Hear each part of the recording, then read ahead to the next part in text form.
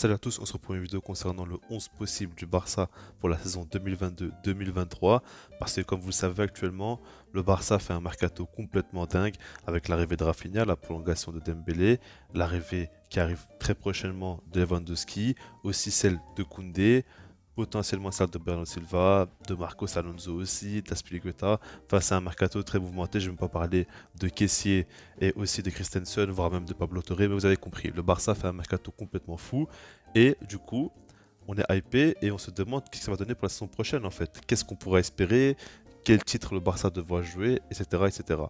Là, dans cette vidéo-là, on va voir un petit peu ce que ça peut donner tout simplement au niveau de la compo, mais j'aimerais quand même préciser un truc qui est très très important. Je pense qu'aujourd'hui, la plupart des gens sont trop focalisés sur les compositions 4-3-3, 3-4-3, 4-2-3-1, etc.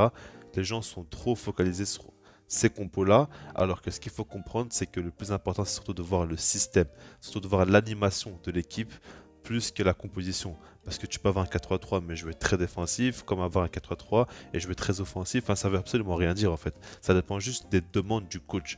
Et puis ce qu'il faut prendre en compte aussi, c'est que par exemple, beaucoup de gens sont totalement contre la défense à 3 et disent qu'au Barça, on ne doit absolument pas jouer comme ça.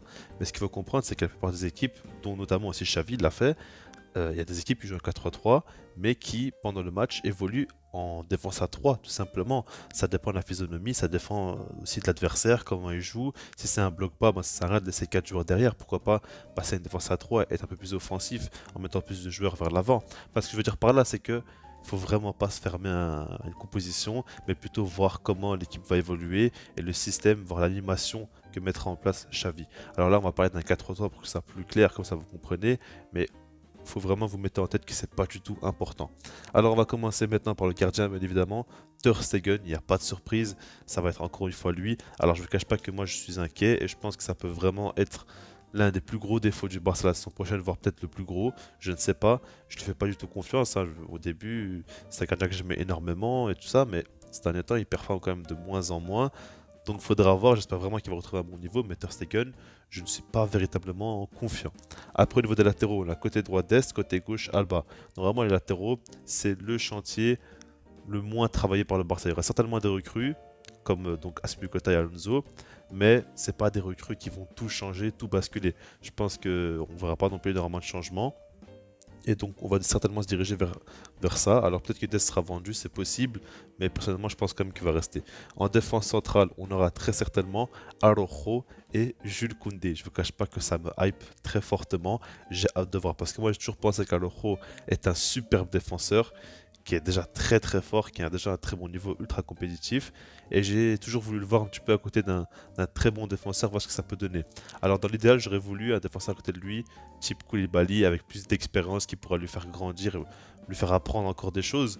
Koundé, c'est pas trop ce genre de profil-là. Je pense que Koundé, lui aussi, doit encore beaucoup apprendre. Mais ils peuvent avoir une bonne complémentarité et ils peuvent être intéressants à deux. Donc j'ai hâte de voir ce que ça va donner tout simplement. Au milieu de terrain, en 6, on a bien évidemment notre papy préféré, Sergio Busquets. Alors, bien évidemment, il y a par exemple Kessié qui est arrivé. Nico aussi va certainement jouer en tant que 6. On verra le système qui sera mis en place, etc. Donc, je pense qu'il jouera quand même moins que la saison qui vient de se terminer. Mais au début de la saison, ce sera lui quand même titulaire et c'est lui qui va jouer. Et je pense que Xavi lui porte quand même beaucoup d'importance. Donc, je m'attends à avoir un système où il sera plus protégé et peut-être un peu moins mis dans le danger tout simplement. Donc je pense que Busquets sera quand même titulaire et sera utilisé par Xavi. Devant lui, donc en tant que relayeur, voire intérieur, on aura peut-être Bernardo Silva et Pedri. Alors Bernardo Silva, il faut le mettre un petit peu entre guillemets parce que c'est le transfert le moins sûr à l'heure actuelle quand on regarde les Koundé, Lewandowski, etc. Donc ce sera certainement soit lui, soit Frenkie de Jong, mais vu ce qui se passe avec De Jong, moi je pense vraiment qu'il risque de partir. Donc on va partir sur le principe où ce sera Bernardo Silva, mais c'est soit l'un, soit l'autre tout simplement. Et puis Pedri, lui, bien évidemment, pas besoin d'en parler, mais je ne cache pas que ça peut quand même donner un milieu de terrain ultra intéressant quand même. C'est deux génies tout simplement, deux génies du ballon rond, et l'association pourrait faire très très mal. Au niveau de l'attaque, on va passer aux ailiers et on pourrait donc potentiellement avoir Rafinha, Ansu Fati. Alors bien évidemment Ansu Fati, tout dépend de sa forme physique. Est-ce qu'il sera apte à enchaîner des matchs, etc. Est-ce qu'il va pas rechuter? On verra bien par rapport à ça, mais en tout cas, je pense que s'il est à 100%, il passera devant Ferran Torres. Personnellement, je pense qu'il a ses chances. Après, c'est une question de profil aussi. Et Ferran Torres, c'est un profil bien différent, donc faudra voir. Mais en tout cas, je pense qu'Ansu Fati pourrait faire une grosse saison si jamais il ne se blesse pas. Et puis Rafinha, bien évidemment, le Barça a beaucoup investi. Je pense clairement qu'ils vont lui donner du temps de jeu et lui faire confiance. Alemany a beaucoup précisé, même Laporta, que Xavi le voulait à tout prix. Donc du coup, je pense clairement qu'il va le mettre dans ses plans en tant que titulaire. Après, pour le numéro 9, bien évidemment, Robert Lewandowski. C'est pas encore officiel, mais ça devrait l'être très très prochainement. Donc du coup, on devrait avoir un trio d'attaque quand même ultra intéressant avec Rafinha, Ansu Fati et Lewandowski. Maintenant, je vous affiche donc la compo au global, mais avec les remplaçants aussi, parce que c'est très important. Alors, je précise que je n'ai pas mis Gérard Piqué, mais il aura certainement du temps de jeu à la saison prochaine aussi. Je pense qu'il ne sera pas titulaire, mais qu'il aura du temps de jeu. Mais voilà, je précise que je ne l'ai pas mis. Et puis aussi, Pablo Torre, je ne l'ai pas mis. On ne sait pas encore si ce sera l'équipe première ou non. Mais sinon, globalement, ça devrait ressembler à ça, avec les nouvelles recrues. Inaki Pena par exemple aussi, je n'ai pas parlé, mais ce sera lui le gardien numéro 2 de Ter Stegen. Et du coup voilà, on aura quand même un effectif intéressant. Moi ce que j'aime bien c'est que tous les postes sont doublés et généralement c'est quand même de joueurs de bonne qualité. Si on regarde les joueurs que j'ai mis sur le banc, ils peuvent clairement être titulaires. Quelques-uns ils peuvent clairement l'être et proposer quand même de très belles choses, surtout en attaque mais pas que. Donc honnêtement c'est intéressant. Après, si on regarde bien l'effectif comme ça, dans la globalité, on peut clairement se dire qu'il y a trois compos qui se dégagent assez facilement. On a le 4-3 bien évidemment, on a aussi le 3-4-3 et le 4-2-3-1. Moi j'attends vraiment de voir si par exemple Xavi va mettre en place le 4-2-3-1 ou non, parce que je pense qu'on peut faire un truc avec un double pivot, vu les profils qu'on a à l'heure actuelle. Faudra voir hein, comment il va animer tout ça, mais en tout cas je pense qu'il y a moyen vraiment de faire en sorte que l'équipe soit très flexible et que dans un match, on puisse souvent changer de composition et de style de jeu. Des fois un peu plus direct, des fois un peu plus sur la possession, etc. Je pense que le Barça, vraiment, aujourd'hui, a un effectif intéressant et avec pas mal de qualité. Maintenant, la question qu'on peut se poser, c'est qu'est-ce que le Barça doit viser avec cet effectif-là? Est-ce qu'on peut tenter de gagner des champions, etc. Je pense qu'il y a beaucoup de gens qui rêvent beaucoup trop.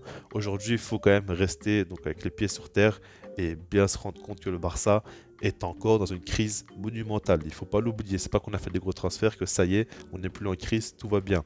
C'est toujours sur le terrain que ça va se jouer. Regardez par exemple le PSG, après c'est totalement différent. C'est peut-être un peu bête de les comparer, mais ils ont fait un mercato de folie et pourtant ils n'ont pas gagné des champions. C'est leur objectif de base.